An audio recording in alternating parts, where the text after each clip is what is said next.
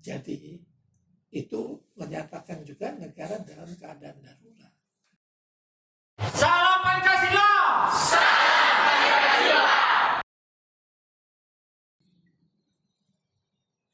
Selama pemerintahan itu, negara juga masih dalam keadaan darurat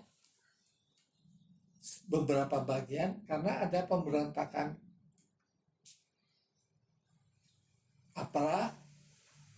pemberontakan DI Kartosuwiryo masih ada Republik Maluku Selatan, ada pemberontakan kecil Andi Aziz, dan ini semuanya masih berlaku Staat van Oorlog en Staat van Beleg tahun 1939. Regeling van de Staat van Oorlog en de Staat van Beleg tahun 1939. Kemudian keadaan negara juga masih kacau. Meskipun juga ada pencapaian-pencapaian besar dan juga tidak dilaksanakan murni seperti apa yang tercantum di dalam Undang-Undang Dasar. Terlihat umpamanya Undang-Undang Dasar RIS yang menyatakan katanya sistem parlementer juga ada khasnya. Hanya ada satu kabinet, seakan kabinet dari Bung Hatta. Jadi Bung Hatta, Bung Karno tidak terputus sebagai kepala negara, tapi Bung Hatta terputus sebagai kepala negara. Jadi pernah tidak menjadi kepala negara, wakil presiden, wakil kepala negara, yakni pada waktu RIS dia hanya Perdana Menteri. Itu seakan kabinet ini tidak bisa dijatuhkan oleh parlemen yang terdiri dari DPR dan Senat satu-satunya. Ini satu-satunya kan, parlemen dan Senat. Keputusannya pun agak berlainan, tapi tidak ada yang pasti. Cuma kita bisa mempelajari apa-apa yang hak-hak pemerintah daerah, apa-apa yang hak pemerintah pusat, dan mungkin juga bisa perbandingkan apa-apa yang ada di hak-hak Senat pada waktu itu dan bisa dibandingkan dengan hak-hak DPD sekarang.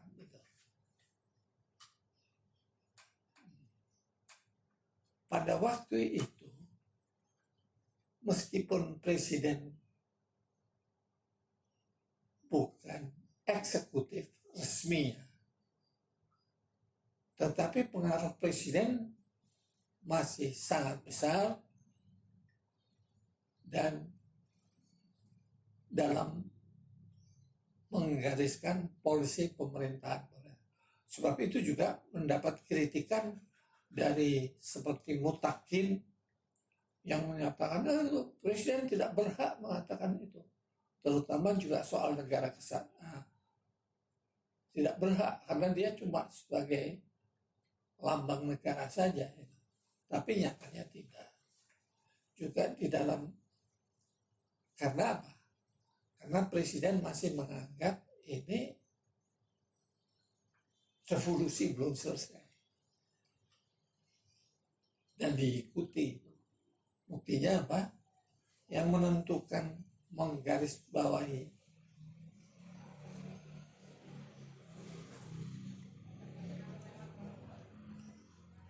konferensi Asia Afrika.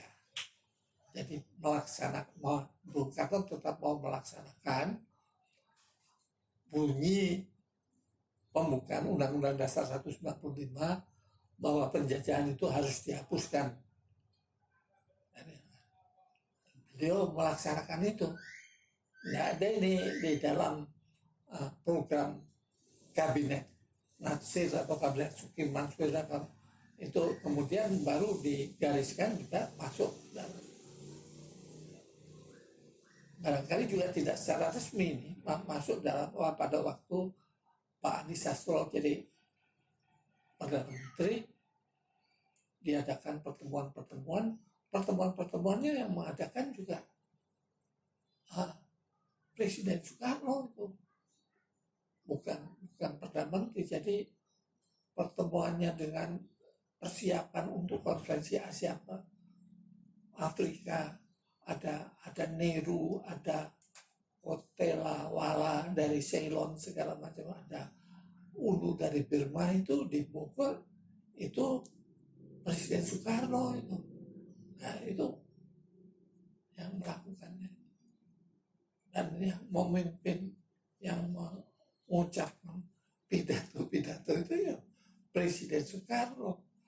Ya, itu bukan Perdana Menteri Andi Sastro, ya ketuanya Andi Sastro, ketua konferensi, tapi menyatakan polisinya itu Presiden Soekarno, ya. Yang tidak ada dalam konstitusi, itu bahwa politik luar negeri itu ya yang melaksanakan ya Menteri Luar Negeri.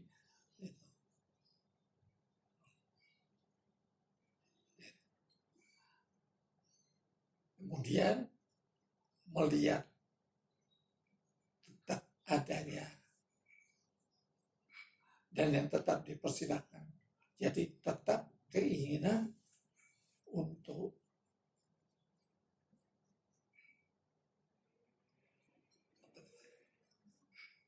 memperjuangkan Irian Barat, bahwa persiapan KMB itu belum selesai, itu tugas kita,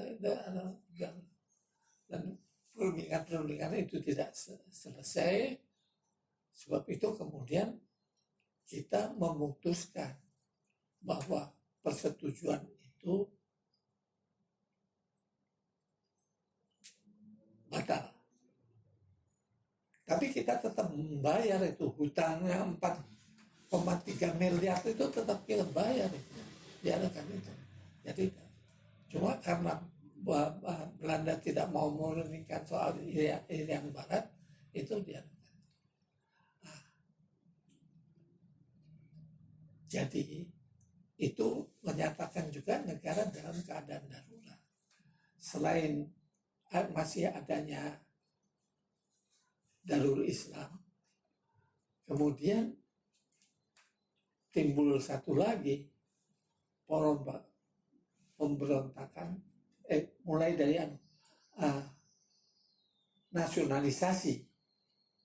Nasionalisasi ini juga Bung Karno yang menganukan keras sekali itu nasionalisasi.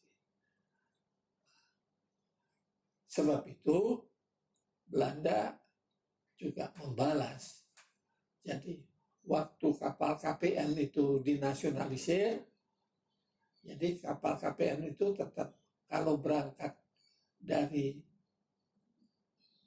Surabaya mau ke Jakarta, ya di tengah jalan dihadang oleh kapal Belanda, termasuk menempatkan kapal induknya Karl Doorman di Laut Jawa, terus membawa kapal KPN, kapal bekas KPN itu ke Singapura, penduduknya diangkat. Jadi terasa sekali bahwa kita terancam kedudukannya. Kemudian ditambah dengan pemberontakan PRRI Bangsa, ada sebelumnya juga ada dewan banteng, dewan segala macam itu yang tidak kan terjadi diterbitkannya Undang-Undang Negara dalam Keadaan Bahaya, Undang-Undang Nomor 74 tahun 1957.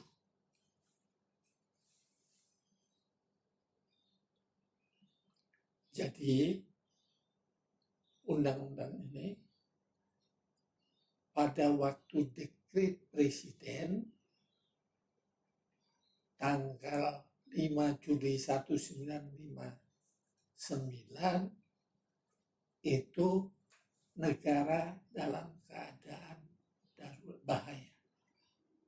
Itu undang-undang ini mengubah Staat van Oorlog dan van Staat van Beleg menjadi undang-undang ini dan menetapkan adanya 3 golongan: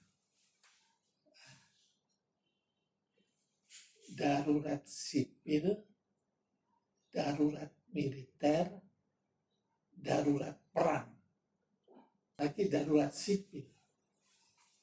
Tapi karena adanya dekret presiden, maka Undang-Undang Nomor 74 Tahun 1987 yang didasarkan kepada Undang-Undang Dasar sementara itu perlu diubah.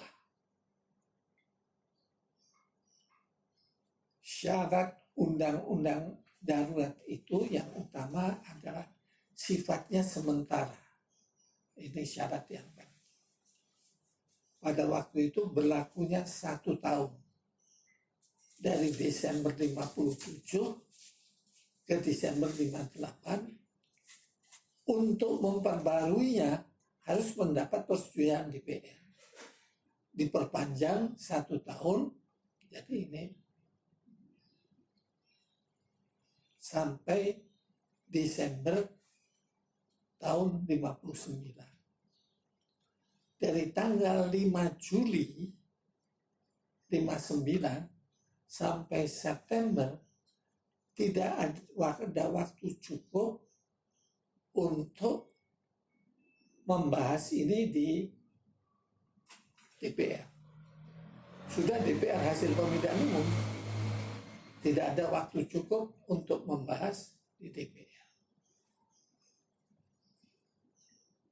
Sebab itu, sehari sebelum habis berlakunya, tanggal 16-17 Desember itu, keluar peraturan pemerintah pengganti undang-undang. Peraturan pemerintah pengganti undang-undang ini juga ada yang khas.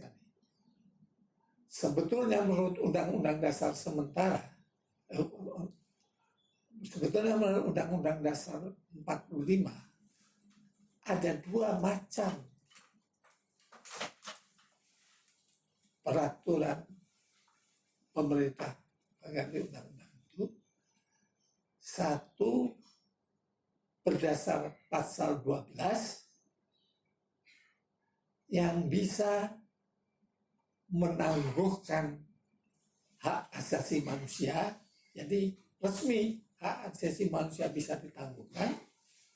Dan kemudian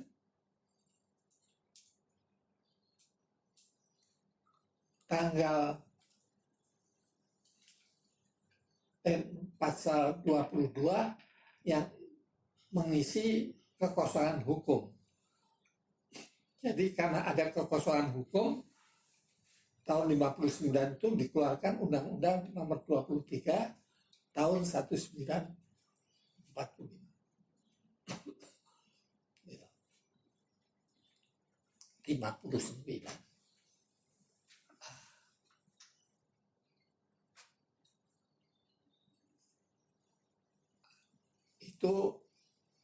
Itu sebabnya, itu kekhasannya. Jadi kalau kita menghitung kembali sejak tanggal 5 Juli tahun 40 tahun 59 itu kembali Undang Dasar 45, banyak dikritik, katanya Undang-Undang Dasar 45 itu tidak demokratis. Bukan tidak demokratis, karena Undang-Undang Dasar 45 yang HTN yang dilaksanakan selama itu.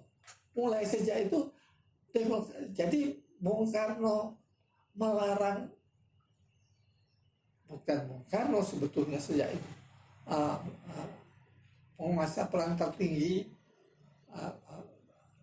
Pak Nas itu melarang itu juga karena negara dalam keadaan darurat. dengan darurat. Bukan karena apa? 59 itu kembali ke Undang-Undang Dasar 45 itu bisa memecahkan persoalan semuanya. Persoalan apa namanya?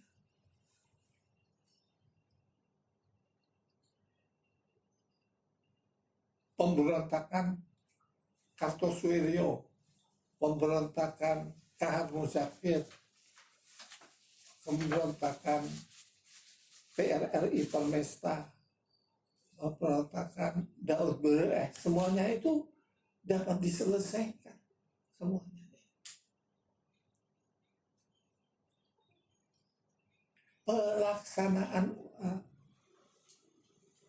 fungsi masing-masing itu juga lebih jelas. Jadi presiden itu menurut undang-undang ini itu chief diplomat. Itu dia Amerika segala macam itu. Presiden itu chief diplomat. Di semi presidensial pun presiden itu chief diplomat. Jadi undang-undang dasar persetujuan negosiasi itu tidak bisa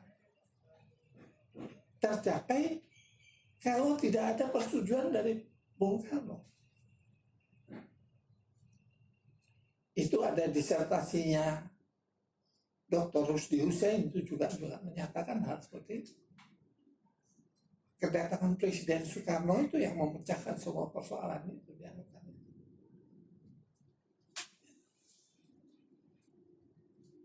Chief diplomat itu. Jadi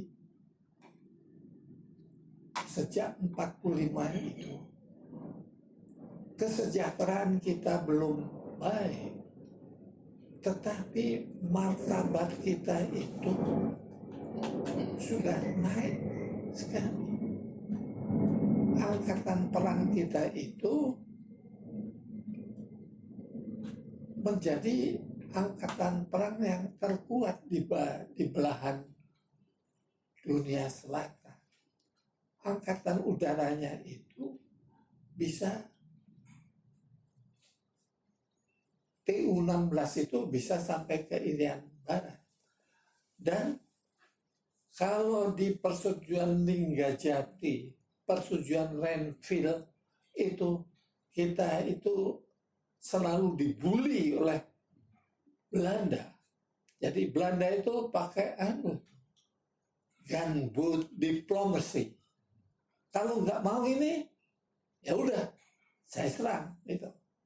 Kalau kan dia dengan gampang mengatakan ultimatum, karena dia tahu bahwa angkatan perang kita nggak kuat, terus dibully terus itu, sehingga disebut juga garis Van Mook segala macam itu. Dan tempat kita, mereka menggambarkan daerah kita itu tinggal Yogyakarta sama Banten sama daerah Sumatera Utara.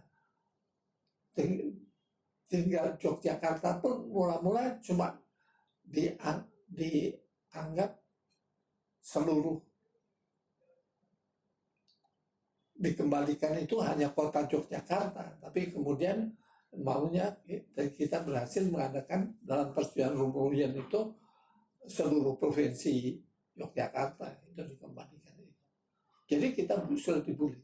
Tapi tahun 59 kita balik mengadakan gunboat diplomacy. Jadi kita beli senjata banyak dari Uni Soviet, beli kapal induk. Kapal induk Irian itu kapal induk bekas Petomkin untuk menghadapi Karl Durban yang ada di Irian. Chief diplomat Soekarno ini juga paham sekali diplomasi, paham sekali kekuatan, bahwa kekuatan Katolik itu secara tersamar juga menguasai kekuatan Amerika Serikat yang pada waktu itu dipimpin oleh Kennedy.